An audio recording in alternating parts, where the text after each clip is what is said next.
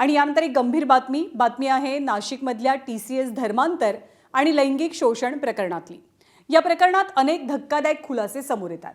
TCS प्रकरणातील mastermind Nida खानवरती आरोपपत्र दाखल झालंय। 2022 ते 2026 या कालावधीत पीडितेवरती झालेल्या अत्याचाराची चार्जशीट आता समोर आली आहे आणि या चार्जशीटमध्ये आरोपींनी केलेले अनेक गंभीर गुन्हे आणि धक्कादायक गोष्टींची नोंद दिसते।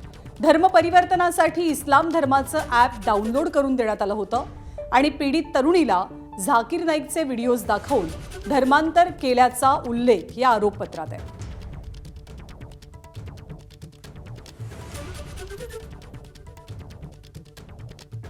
त्या चार्जशीटमध्ये नेमकं काय दानिश शेख आणि तौफिक अख्तार आणि निदा खानवरती गंभीर आरोप आहे।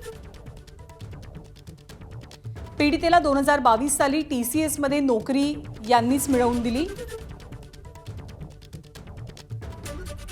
लग्नाचं खोटं आश्वासन दिलं गेलं आणि अनेकदा शारीरिक संबंध ठेवले गेले। धर्मांतरासाठी इस्लाम धर्माचं ॲप डाउनलोड करून देण्यात आलं होतं।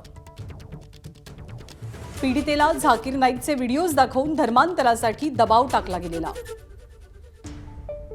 पीडितेचं मुस्लिम नाव हनिया असं ठेवण्यात आलं होतं।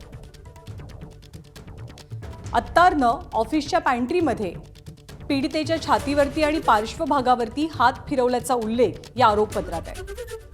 आरोपी मतीन पटेलनं निदा खानची अटक टाळण्यासाठी निदा खानला आश्रय दिला होता, त्यामुळे मतीन पटेलवरती सुद्धा आरोपपत्रात काही गंभीर आरोप आहेत।